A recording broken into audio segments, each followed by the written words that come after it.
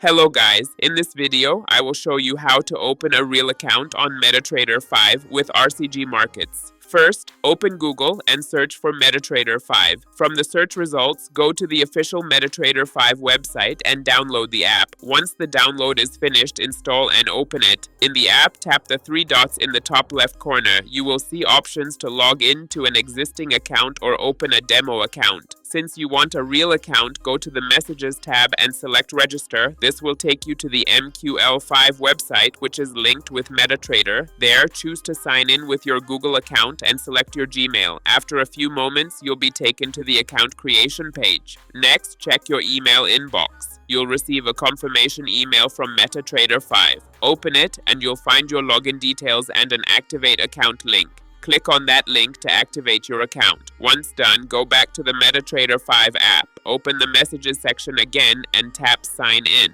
Enter your account details and that's it. Your real Metatrader 5 account is now ready to use. Don't forget to like this video, subscribe to our channel, and share it with friends for more useful mobile and tech tips.